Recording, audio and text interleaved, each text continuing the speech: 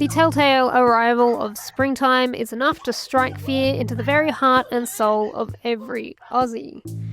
'Tis the season when magpies choose violence. Canberra-based cycling enthusiast Stephanie Skinner is putting her body on the line for science, testing various magpie deterrent strategies and documenting her results for her Instagram followers. I actually had a lot of people recommend a big curly wig, so fit check. Will it find a giant latex seagull mask offensive as well? Now, I was going to wear it like this. Early on, I just tried with the classics, you know, the eyes on the back of the helmet, the zip ties.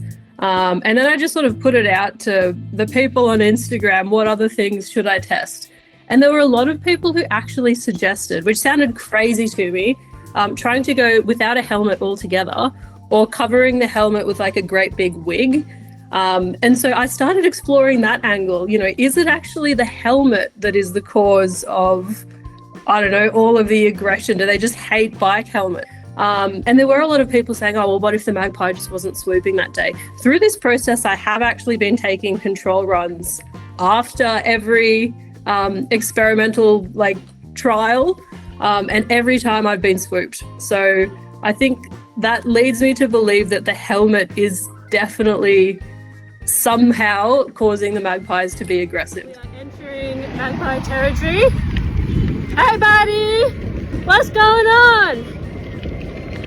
I think it's also been quite good to just get more comfortable with getting swooped. Like, it's now at the point where I just find it kind of hilarious. But if you'd asked me that, 7 years ago when I first started cycling, I'd be like, no, that is insane. Why would anyone do that? But yeah, I guess exposure therapy in some way. So that's been good.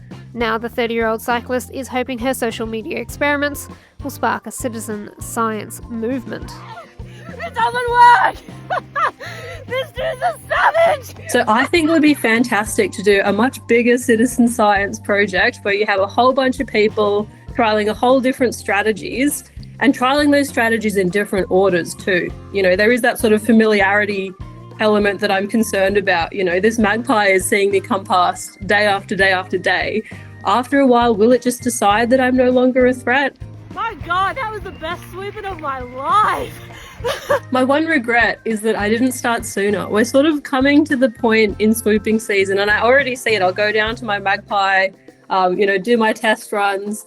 But in the last few days, I've actually seen the little baby magpie out and about. Guys, I think the experimenting's come to an end. Old mate is actually out and about with his little bubba. And they're very cute. I love baby magpies. They're just the goofiest birds. But that means that since baby's out and about, it's only a matter of time before swooping season's done altogether, and then the experiment will come to a close, unfortunately. So next year, this is sort of a good pilot test to see whether you can do some fun science about swooping. I think next year I'll try and get involved much earlier, recruit more people into the experiment and try and do things in a slightly more scientific way. So that should be good fun.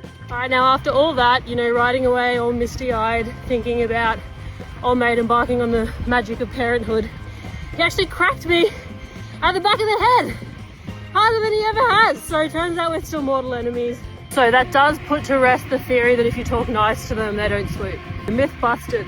Even though it has been fun testing things out, I think magpies are they're my absolute favorite bird. I think they're so funny. They've got the personality of a dog in a bird's body. And even though for a month or two every year we end up being mortal enemies, the rest of the time I think they're fantastic birds.